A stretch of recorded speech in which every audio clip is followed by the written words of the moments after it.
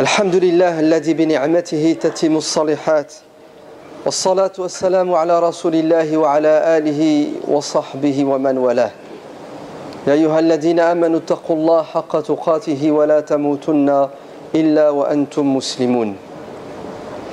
Notre prophète bien-aimé sallallahu alayhi wa sallam dit dans un hadith rapporté par Zayd ibn Thabit, authentifié par l'imam al-Tirmidhi comme étant authentique. Al-Bani passe derrière, rajoute une couche et dit ce hadith est véridique. Il y a des gens qui ont des connaissances mais ça ne fait pas d'eux des savants. Il y a des gens qui ont appris par cœur les textes religieux mais qui n'ont pas les outils intellectuels, les outils de la science, du savoir et de l'intelligence pour donner une interprétation correcte de ces textes religieux. Si bien que leur devoir est de transmettre les textes à ceux qui ont ces outils-là pour donner une bonne interprétation. Il ne suffit pas de connaître, faudrait-il encore comprendre? Faudrait-il encore avoir l'intelligence de comprendre ce que Dieu attend de nous? C'est pour cela, le littéralisme est une aberration religieuse. Il est même un danger. Le grand imam Abu Bakr ibn al-Arabi, l'Andalou, le Sévillan de Ishbilia, dans son livre sur le droit musulman inspiré du Coran, Ahkam al-Qur'an, Ibn al-Arabi dit que le littéralisme est une destruction de la religion. Hadmun lish-shari'a. Pourquoi? Parce qu'il va en contradiction avec le bon sens. Et notre religion est basée sur la raison et le bon sens. Dieu ne nous a pas demandé de l'adorer parce qu'il avait besoin de nous. Dieu nous envoyait ses prophètes, sa religion, sa sharia, sa voie pour réaliser le bien-être et le bonheur de l'être humain sur terre et dans l'au-delà. C'est pour ça l'islam a un sens.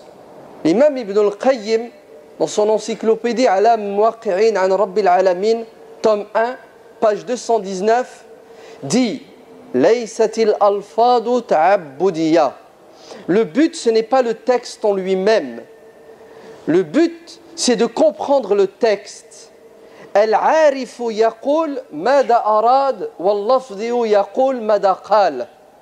Le doué d'intelligence qui va dans la profondeur pose la question suivante. Qu'est-ce que Dieu attend de nous? Qu'est-ce que veut dire la parole de Dieu? Dieu nous invite à quoi? Quant aux littéralistes fermés, vous savez ce qu'il dit? Il dit Dieu a dit, le prophète a dit. Sans chercher à savoir le but, l'objectif, la sagesse, le pourquoi du comment. Voilà la philosophie de l'imam Ibn al-Qayyim. Qu'est-ce que Dieu attend de nous lorsqu'il s'exprime dans le Coran? Qu'est-ce que Dieu veut que l'on fasse? Et dès que vous posez la question, vous interpellez l'intelligence.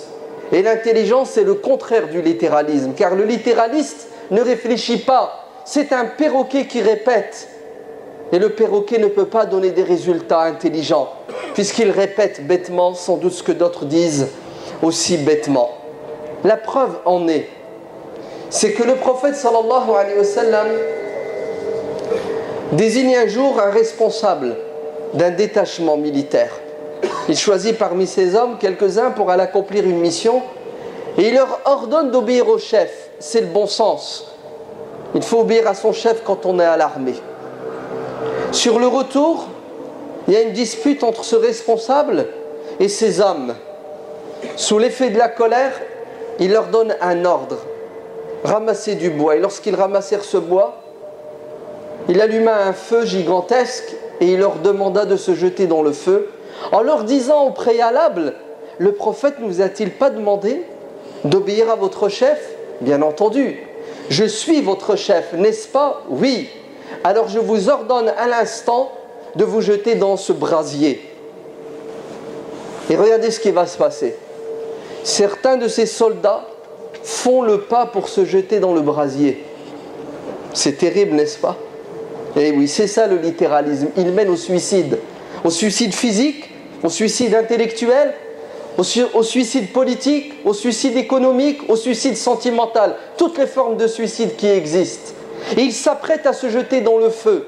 Dieu merci, l'un d'entre eux, et dans une version, ce hadith est dans le Sahih de l'imam al-Bukhari, il est aussi rapporté par l'imam Ahmad, dans une version du hadith, le jeune parmi eux s'exprima et il dit ceci: arrêtez, ne vous jetez pas dans le feu, réfléchissez. Certes, nous sommes des soldats, nous devons obéir à notre chef, et le prophète nous a demandé d'obéir au chef, mais ça n'a pas de sens ce qu'il nous demande de faire. Il abuse de son pouvoir. Ne nous sommes-nous pas convertis pour éviter d'aller en enfer?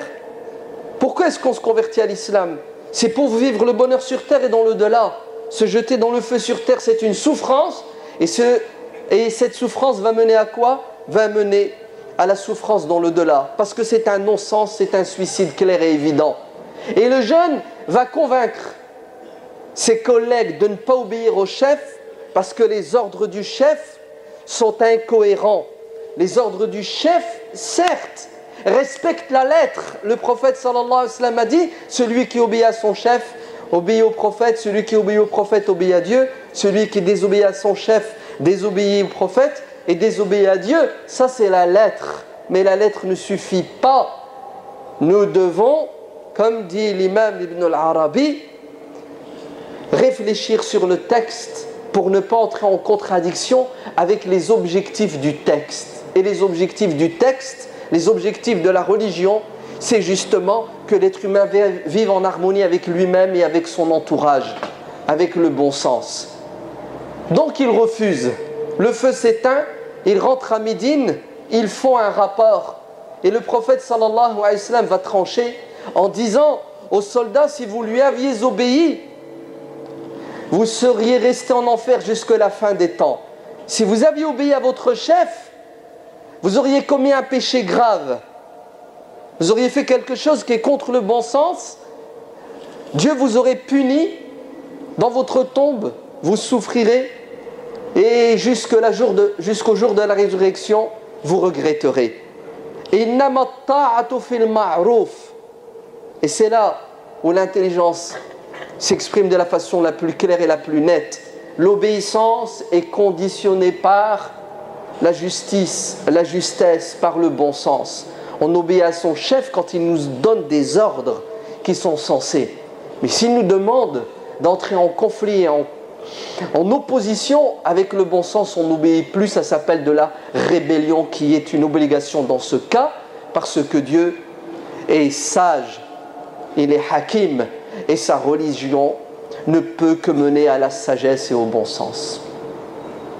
Voilà ce que le prophète sallallahu alayhi wa sallam dit dans le hadith: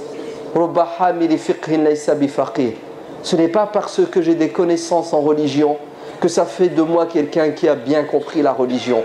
Peut-être même que je deviens un danger pour cette religion en poussant les gens vers quoi? Vers une voie de garage. Car le littéralisme mène à une voie de garage. Vous allez avoir la preuve dans la deuxième partie de la khutbah, que Dieu nous donne l'intelligence pour comprendre et pratiquer notre religion selon le bon sens. Walhamdulillahi Rabbil Alamin. Alhamdulillah alladhi bi ni'matihi tatimu s-salihat. Alhamdulillah alladhi hadana li hada wa ma kunna linahtadiya lawla an hadana Allah. Et c'est comme ça que les compagnons du prophète sallallahu alayhi wa sallam comprenaient la religion. Lorsque Omar ibn al-Khattab radiyallahu anhu a fait le constat amer suivant: des centaines et des centaines de compagnons qui connaissaient le Coran par cœur tombaient martyrs lors des guerres contre les apostats.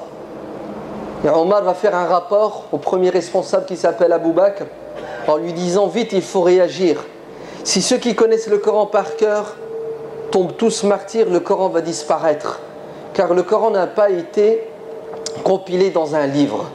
Il était dans les poitrines, dans les disques durs des compagnons, et il était ensuite dans des parchemins éparpillés. Et Abu Bakr va s'opposer, en prétextant que le prophète sallallahu alayhi wa sallam n'a pas compilé le Coran de son vivant. Il n'a pas fait un livre qui s'appelle le Mus'haf. Et Omar va argumenter en disant: et alors, ce n'est pas parce que le prophète n'a pas fait une chose que nous ne devons pas la faire. Ce qui nous est interdit de faire, c'est ce que le prophète nous a interdit fermement, clairement de faire. Quant à ce que le prophète n'a pas ordonné de faire, sachez que nous pouvons le faire tant que ce n'est pas en contradiction avec le bon sens, l'intérêt et l'utilité. Ainsi, la réponse de Omar est claire. Huwa khayr, c'est un bien que de faire un mushaf, ya Abu Bakr. Et ça va être un bras de fer jusqu'à ce qu'Abu Bakr réussisse à convaincre, jusqu'à ce que Omar réussisse à convaincre Abu Bakr.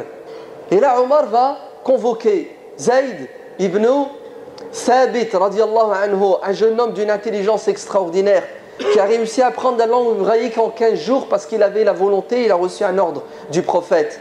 Et Abu Bakr va dire à Zayd de mettre ce projet, de le réaliser. Et Zayd va s'opposer en disant le prophète ne l'a pas fait et c'est une lourde responsabilité. Et Abu Bakr va lui dire mais c'est un bien.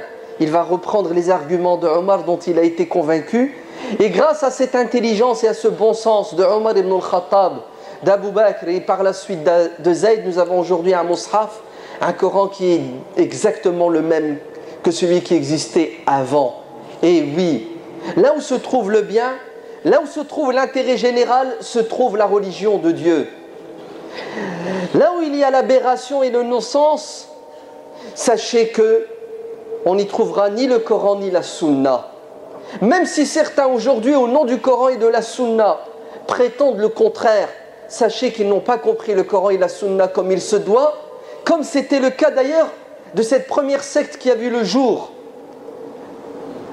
qui s'appelle Al-Khawarij, les dissidents, qui vont aller jusqu'à prendre les armes à cause de leur fanatisme religieux et causer des dégâts irréparables dans notre communauté, en tuant Ali ibn Abi Talib et bien d'autres.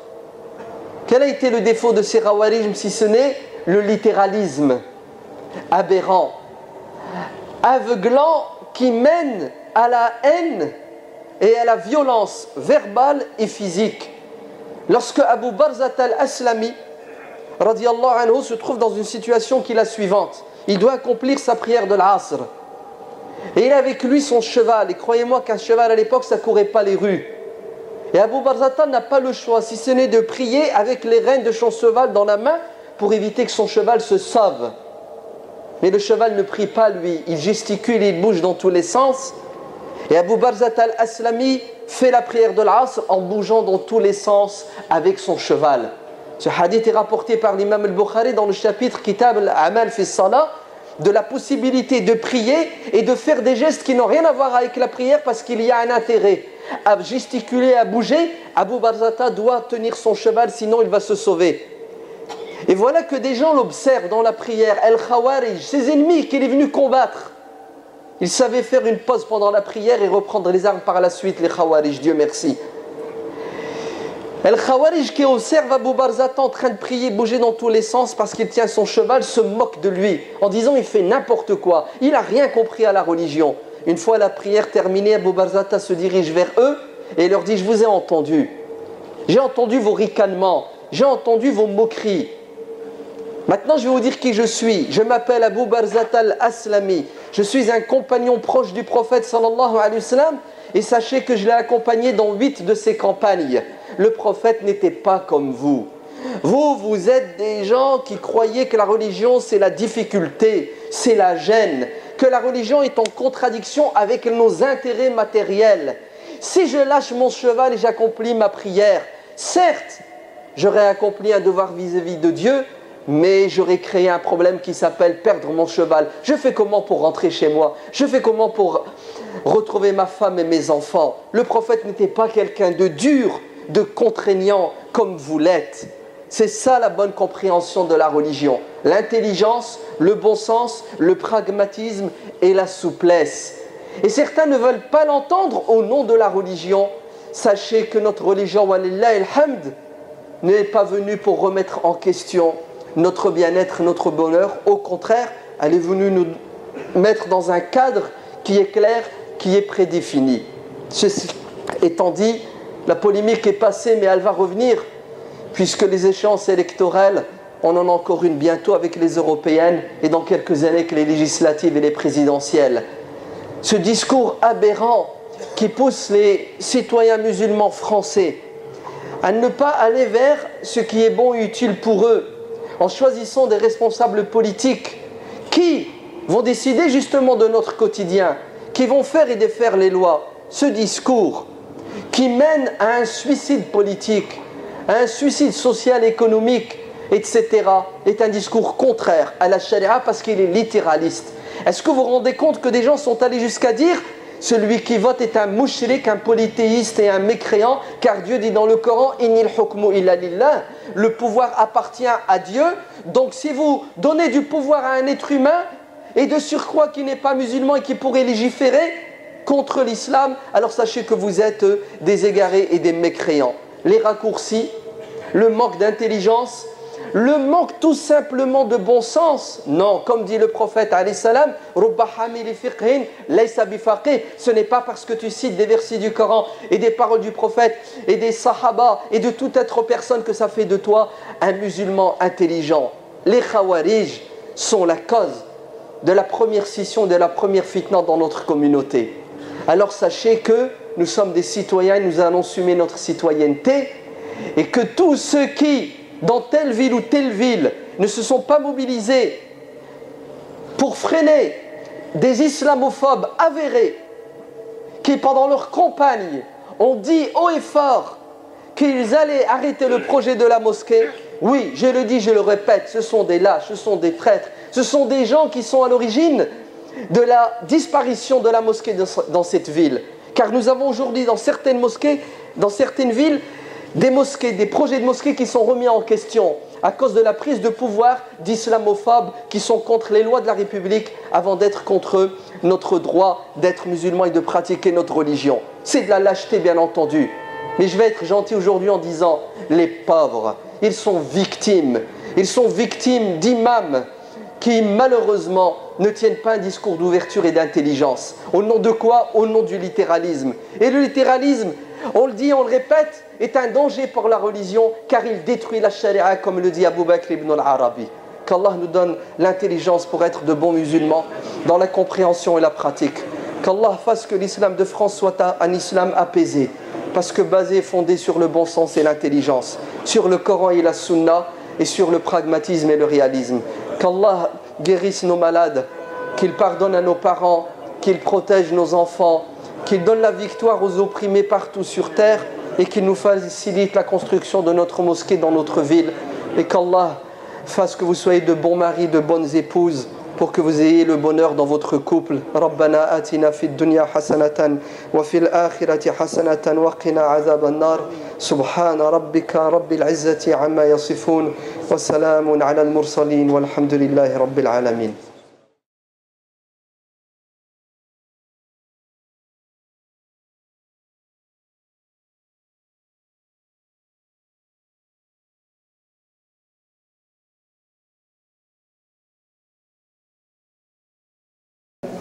Vous avez fait des efforts, vous avez construit une très belle mosquée, il ne faut pas la détruire. Comment est-ce que vous pouvez détruire cette mosquée? Vous savez comment? En poussant les voisins de la mosquée à détester la mosquée et les musulmans qui prient dans la mosquée. Si bien que, à un moment donné, il y aura une goutte d'eau qui va faire déborder le vase. Et les autorités politiques devront prendre des décisions. Pourquoi? Pour arrêter le massacre. Parce que c'est un massacre. Les musulmans, pendant le mois de Ramadan, viennent à la mosquée, sortent de la mosquée et ne respectent pas le voisinage. Ils ne respectent pas le stationnement, ils stationnent de manière sauvage. Tout ce qui les intéresse, c'est d'être le plus proche de la mosquée pour faire le moins de pas.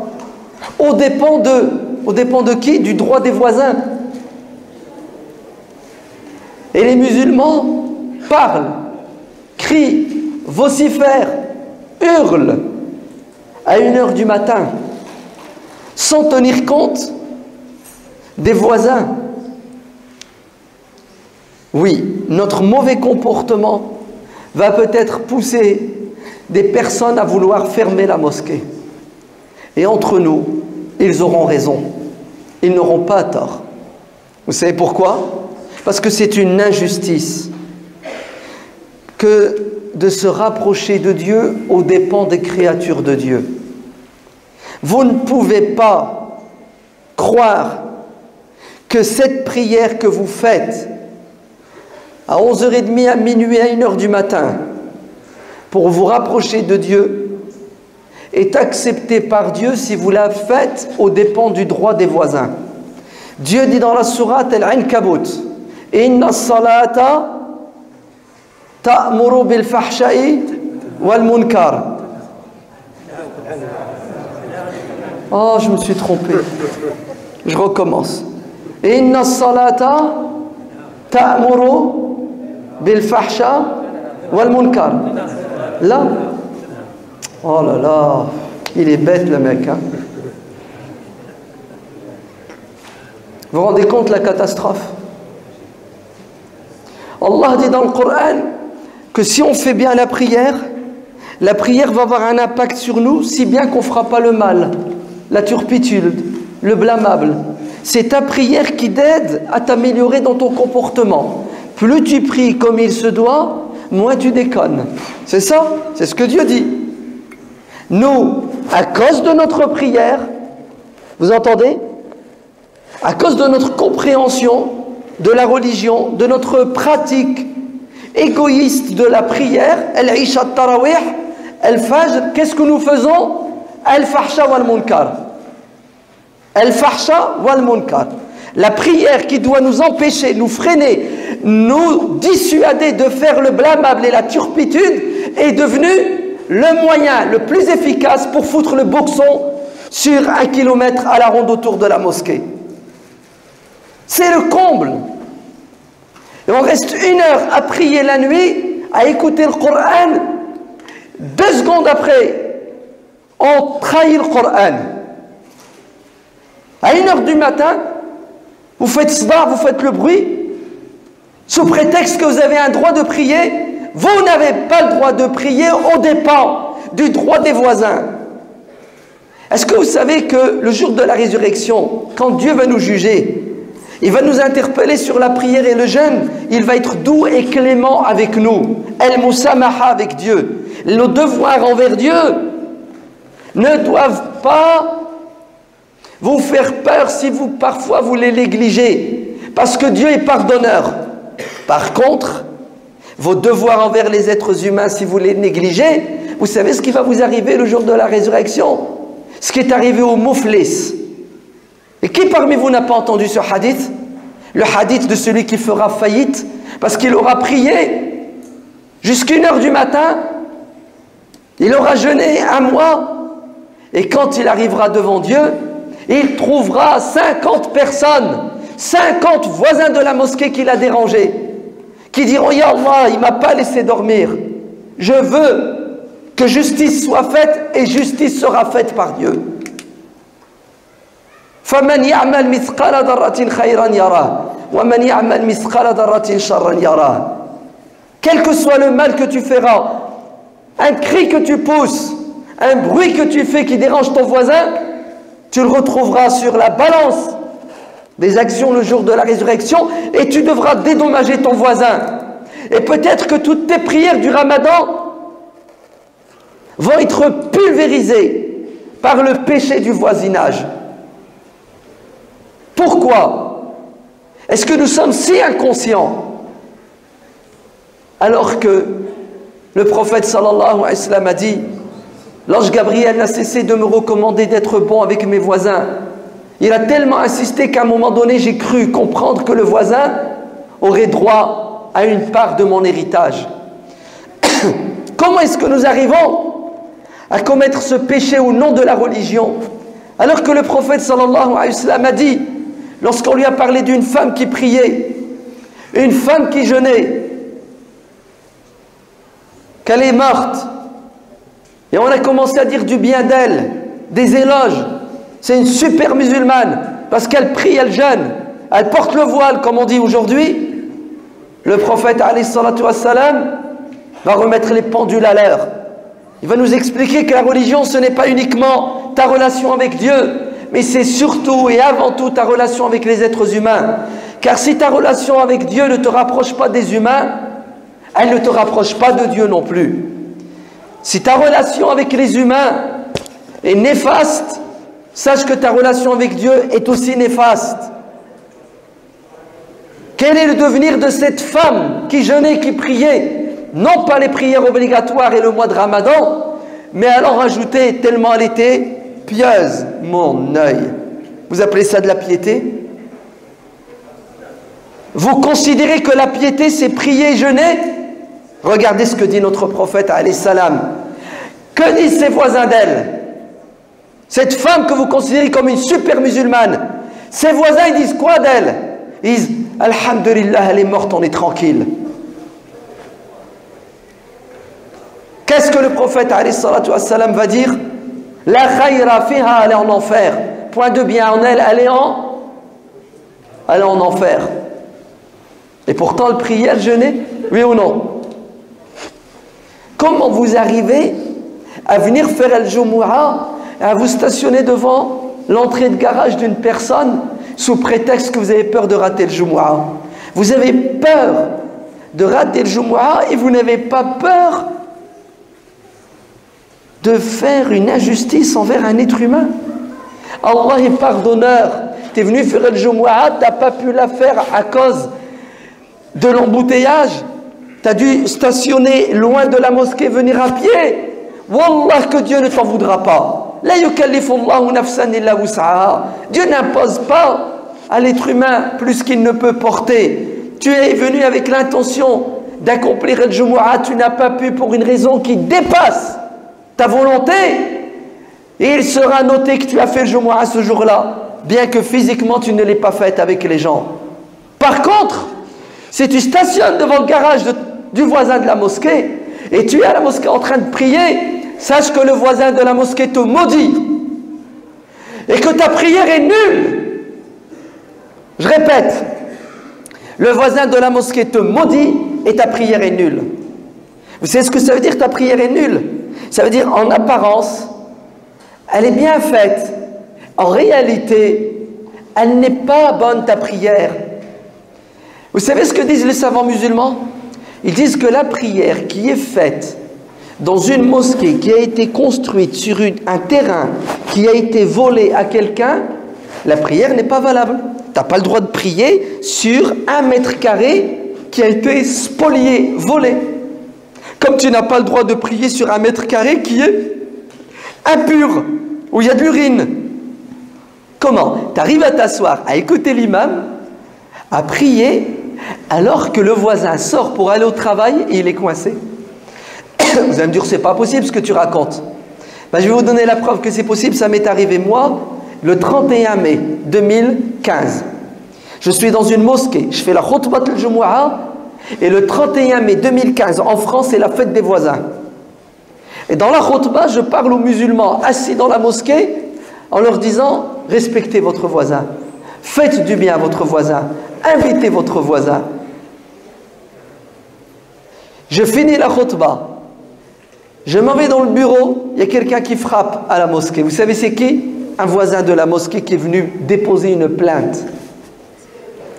Je veux voir l'imam, dit-il. Je suis là. C'est pourquoi, monsieur? Il me sort son carton de rendez-vous chez le dentiste à 14 h. Une personne âgée de 65 ans. Il me dit, j'ai rendez-vous à 14 h chez le dentiste. Je suis sorti de chez moi. Mon garage était bloqué. Et j'en ai marre. C'est pas la première fois que vous me faites ça. On vous supporte, mais il y a des limites. S'il vous plaît, arrêtez. Faites quelque chose, monsieur l'imam. Oh là, tu sais plus où te mettre. Tu as honte. Tu as honte. Dans le Jumu'ah, je parle du voisinage. Et parmi ceux qui sont assis, qui m'écoutent, certains se sont stationnés comme des sauvages. Vous savez pourquoi? Bah, tu viens à la dernière minute. Et tu veux la place du roi. Vous savez pourquoi? Parce qu'il ne veut pas stationner à 1 km 200. Ah oui, marcher, ça use les souliers. Vous comprenez le mouchkil? Il ne veut pas stationner loin. Wallah, il ne nous reste plus qu'une fatwa d'un savant taré pour nous autoriser le Jumu'ah en drive. C'est ça que vous voulez? Rester dans votre voiture et sortir les baffes? Est-ce que vous savez que dans une mosquée d'Île-de-France, je ne vais pas la citer, il y a plus de gens qui prient en dehors de la mosquée qu'à l'intérieur. Il n'y a pas de place. C'est pas comme vous. Une petite mosquée. Les gens qui prient dehors sont plus nombreux que ceux qui prient à l'intérieur. On fait quoi avec les gens qui prient dehors? Regardez l'idée ingénieuse, entre guillemets, hein, ouais, de cette mosquée. Puisqu'il y a beaucoup de monde qui prie dehors, les pauvres... La mosquée est en dessous du bâtiment. Hein. Vous avez un bâtiment, la mosquée est en dessous, et juste à côté de la mosquée, à 20 mètres, vous avez un deuxième bâtiment. Elle est en plein milieu d'une cité, il n'y a que des bâtiments. Si vous voulez, je prends les photos, je vous les envoie sur votre Facebook. Non, parce que c'est dur à croire ce que je vais dire. Hein. Dans cette mosquée, j'y vais, j'y fais des conférences. Et je l'ai appris, la dernière conférence que Ramadan, ils font comme ça. Et je dois y aller dans une semaine, vous allez voir ce que je vais dire hein, aux gens. Je veux dire, rentrez chez vous, arrêtez de prier. Vous êtes fous. Vous savez ce qu'ils font au Ramadan? Le soir, à l'Aïcha, à 11h30, ils sortent les baffes. Ils mettent les baffes dehors. Pour que nos musulmans écoutent la prière, écoutent le Coran, jusqu'à 1h du matin. Dites-moi, billahi alaykoum, c'est de la folie, oui ou non? C'est pas un criminel. Et il n'y a personne pour dire Allahumma inna hada munkar. Qu'est-ce qu'ont fait les voisins de la mosquée pour subir? Qu'est-ce qu'ils ont fait? C'est quoi leur péché? Vous savez ce que pensent certains musulmans? Ah, la prière c'est important. Alors, qui t'a dit que c'était pas important? Et les droits du voisin, c'est pas important? Pourquoi vous faites tarawih? Pour vous rapprocher d'Allah. Wallah, que tes tarawih que tu fais, qui sont nawafil, surérogatoires pour te rapprocher de Dieu, aux dépens du calme et de la paix des voisins de la mosquée, t'éloignent de Dieu. Uqsimu billah, je jure par Allah. Et que quelqu'un me dise le contraire. Haya. Vous savez pourquoi? Parce que tarawih c'est sunnah. Respecter le voisin c'est fard. Vous faites une sunnah aux dépens du fard. Vous l'avez compris à l'envers l'islam. Allah ibarak fikoum. À cause de notre mauvaise compréhension et mauvaise pratique de l'islam, il se peut que cette mosquée et d'autres, dans 1 an, dans 5 ans, soient fermées. Il se peut que dans quelques mois, dans quelques années, à l'Assemblée nationale, on vote une loi qui interdit l'ouverture des mosquées à partir de 22h le soir pour tapage nocturne. C'est possible ou c'est pas possible? C'est possible. Qui sera responsable ce jour-là? Nous, musulmans, qui avons un comportement délinquant au nom de la religion. Je sais ce que certains vont dire. Ah, ils nous traitent. Et ils nous insultent. Wallah, heureusement qu'on est dans la mosquée. Moi, je me mets à la place de celui qui n'est pas musulman. Tous les soirs, il pleure. Il maudit l'islam et les musulmans. Parce que tous les soirs, c'est pour lui un calvaire. Dites-moi que je délire. Dites-moi que je dis n'importe quoi. Allah barak fikoum. Ce que vous avez fait, c'est magnifique. Ne détruisons pas ce qu'on a du mal à construire avec des comportements puéril, de gamin. Stationne mon frère à 2 km. Chaque pas que tu fais c'est une hasanat. En plus c'est une sayyat en moins. Même si tu arrives après une demi-heure et l'Aïcha est fait, tu seras récompensé. Ce qui compte c'est que tu ne déranges pas les êtres humains. Tu ne fasses pas du mal envers une créature d'Allah. Allah il est doux, il est miséricordieux. L'être humain sera sans pitié avec toi. Que Dieu vous bénisse et vous donne la force de continuer pour finir votre mosquée qui est magnifique. Allah barik fikoum. Vous êtes les meilleurs. Vous êtes trop beaux, vous êtes trop forts, vous êtes super. Restez dans ce chemin. Jazakumullahu khairan.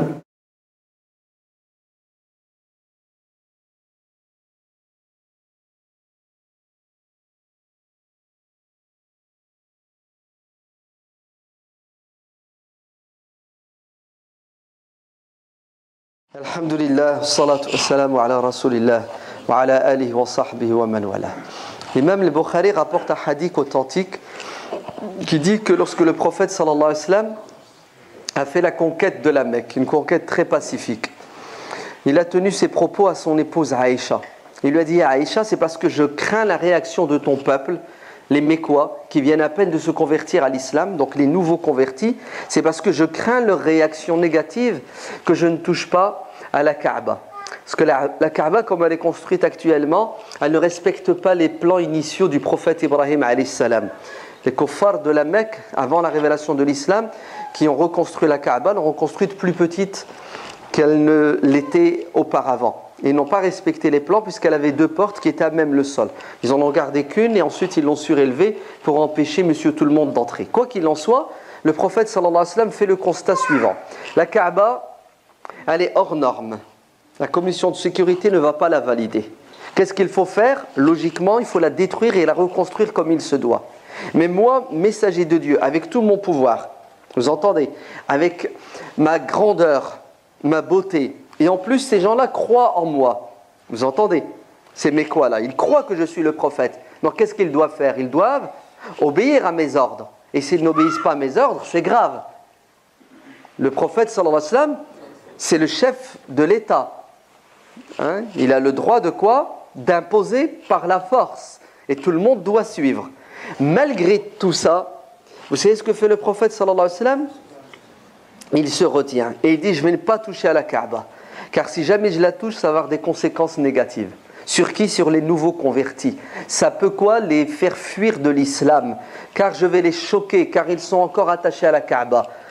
Ils sont nouveaux convertis, ils n'ont pas encore fait la distinction entre la Kaaba, la maison de Dieu, les briques, et Dieu lui-même. Pour eux, Dieu et la Kaaba, c'est la même chose. Donc, moi, prophète, je dois tenir compte de quoi? De leur niveau en islam. Secondo, je dois tenir compte du fait qu'ils doivent évoluer, pas à ma vitesse ou à la vôtre, les anciens musulmans, mais à leur vitesse eux. Et troisièmement, je dois tenir compte des conséquences de mes actes. C'est un bien que de détruire la Kaaba et de la reconstruire. Mais si je fais un bien qui mène à un mal, ce bien devient lui-même, malheureusement, un mal. Parce qu'il mène à un mal. C'est pour cela, il vaut mieux prévenir que guérir. C'est-à-dire, il faut que nous atteignions un degré de maturité tel que, avant d'agir, avant de parler, nous devons tenir compte des conséquences de ce que nous devons dire et de ce que nous devons faire. Et à partir de là, nous allons quoi? Nous allons faire des concessions.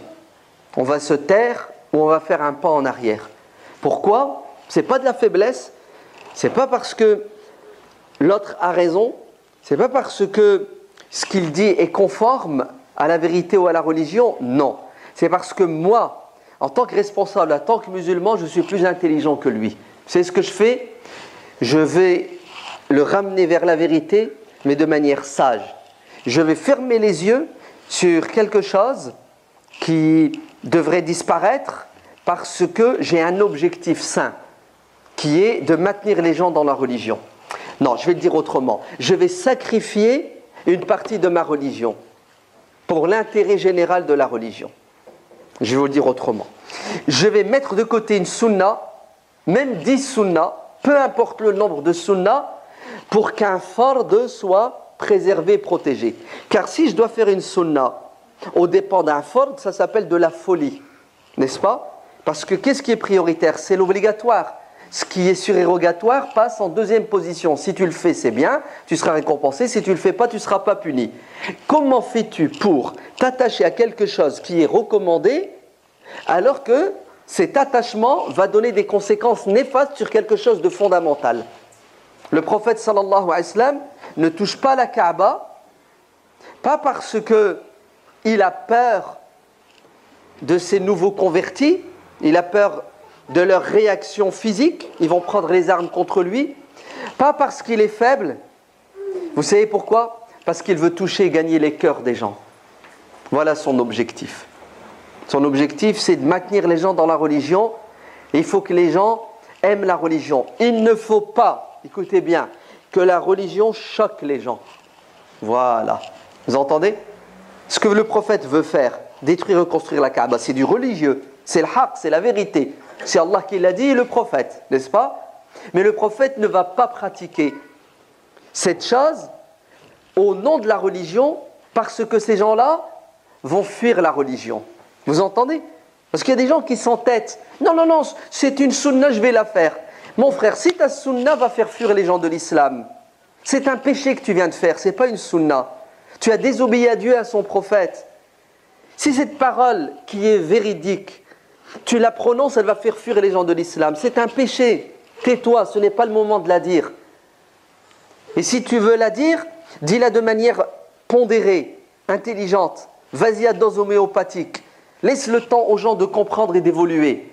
On n'est pas des bourrins. Le prophète sallallahu alayhi wa sallam, c'était quelqu'un de clairvoyant. C'était quelqu'un qui voyait loin. Et il faut toujours tenir compte des conséquences de ce que l'on fait. Et surtout pas dire, c'est la vérité, c'est la religion, on la pratique, n'en déplaise au monde entier. C'est faux.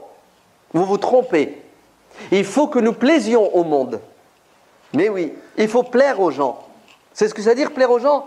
Il faut que nous parlions et que nous pratiquions cette religion de manière à ce que ça plaise aux gens pour qu'on les attire dans l'islam.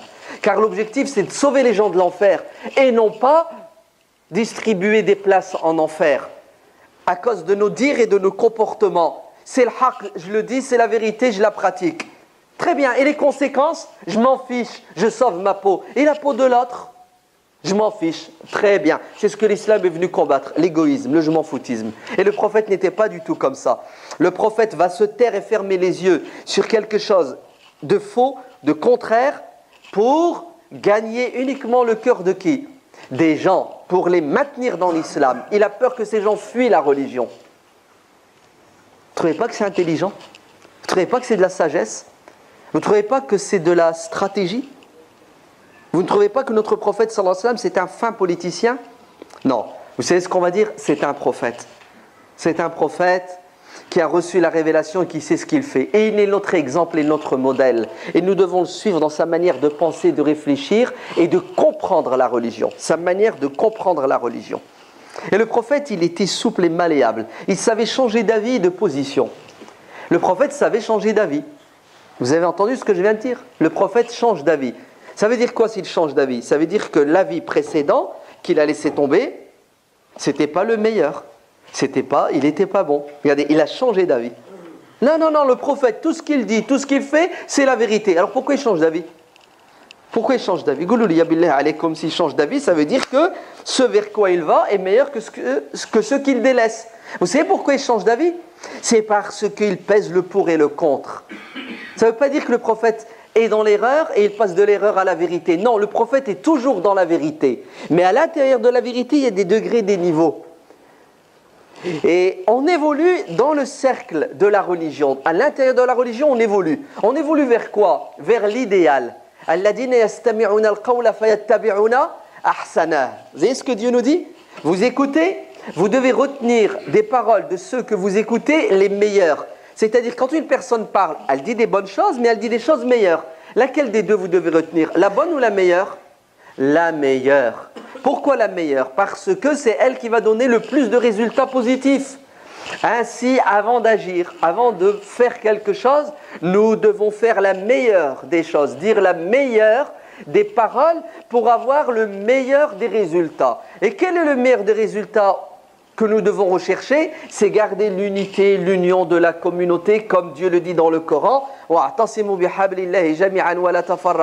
Restez unis, ne vous divisez pas, car si vous vous divisez, vous allez remettre en question des piliers de cette religion.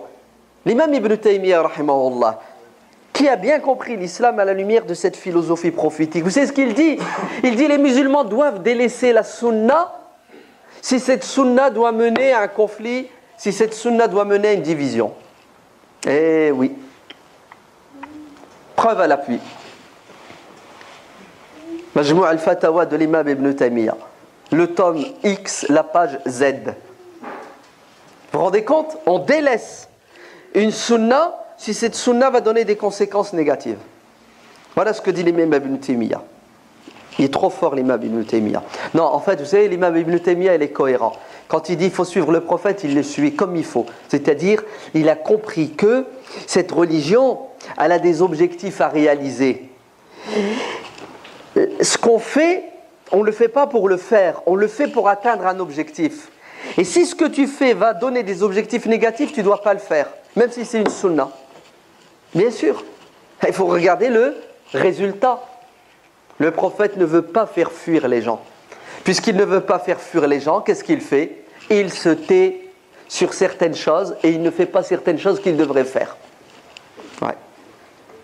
Vous voulez un exemple concret, pratique, du XXe siècle? Non, du XXIe siècle. Franco-français, occidental. Ouais. Si ma tenue vestimentaire va faire fuir les gens de l'islam, ben je la mets de côté. Vous savez pourquoi? Parce que, admettons que cette tenue soit une sunna. J'ai bien dit admettons. Hein. Admettons que. Eh ben, si je porte cette sunna, et les conséquences de la sunna, c'est que les gens vont regarder de coin. Les gens vont être crispés vis-à-vis de cette religion. Et entre nous, ils ont tort. Hein. Ils ne devraient pas être comme ça. Ils ne devraient pas se comporter comme ça. Ils devraient être ouverts, tolérants. Chacun s'habille comme il veut. Chacun pense comme il veut. Pays des droits de l'homme, de la liberté. On est d'accord. Mais malheureusement, ce n'est pas le cas. C'est pas. Que voulez-vous? Comme les kuffars de la Mecque qui sont convertis à l'islam. Et si jamais le prophète touche à la Kaaba, ils te font une révolution. Mais ils sont malades, ces gens-là. Mais ce n'est pas ça qui m'interpelle, moi. Est-ce qu'ils sont malades? Est-ce qu'ils ont raison ou tort? Ce n'est pas ça que je regarde. Vous savez qu'est-ce que je regarde? Je regarde qu'est-ce que je dois faire pour ne pas les enfoncer dans leur égarement. Qu'est-ce que je ne dois pas faire pour les rapprocher de la vérité? C'est ça qui m'interpelle. Alors on est toujours en train de dire « Ouais, c'est la faute des autres. Ils ont tort. Pourquoi ceci ?» Non, vous vous trompez. Ça se voit que vous n'êtes pas des pompiers. Ça se voit que vous n'êtes pas des médecins. Un pompier et un médecin, vous savez ce qu'il fait? Il ne condamne pas celui qui a mis le feu à la maison et il ne condamne pas celui qui est malade. Il essaie d'éteindre le feu qui a été mis par la personne. Si les autres ont tort, qu'est-ce que je dois faire moi pour les sortir de leur tort, de leur égarement? Je ne dois en aucun cas dire ou faire quelque chose qui va les éloigner. Parce que j'ai un objectif, c'est que je dois le sauver. Ainsi, si ma tenue vestimentaire, écoutez bien, elle va mener à un éloignement de l'autre, je la troque, je la mets de côté, je m'assois dessus, je l'enlève, je la jette, je la brûle, parce que toucher, gagner le cœur de l'autre, c'est plus important. Gagner le cœur des gens, guider les gens vers Dieu, rapprocher les gens vers l'islam, faire que les gens passent de la posture d'intolérance vers la posture de tolérance vis-à-vis de l'islam, c'est une obligation, c'est une nécessité impérieuse et vitale. Alors je mets de côté une sunna pour atteindre une chose qui est fondamentale et obligatoire. Voilà, on la met en pratique. Hein, le principe du prophète, je ne touche pas à la Kaaba. Pourquoi? Parce que ça va avoir des conséquences négatives. Je vais faire fuir les gens. Ben, la solution, c'est laisse la Kaaba, ramène les gens. Quand il comprendra, ben, on la touchera à la Kaaba. Même chose. Je mets de côté tout acte, tout comportement véridique, hein, dans l'absolu. C'est vrai, c'est bon ce que je fais, mais je suis obligé de mettre ça de côté. Je fais une concession parce que j'ai un objectif majeur à atteindre. On ne doit jamais sacrifier quelque chose de secondaire, quelque chose de primaire, d'obligatoire, pour quelque chose de secondaire. C'est de la folie, c'est contraire au bon sens, c'est contraire au hadith de Aïcha radiallahu anha sur la destruction éventuelle de la Kaaba que le prophète sallallahu alayhi wa sallam n'a pas voulu entreprendre à cause des conséquences négatives s'il l'avait fait.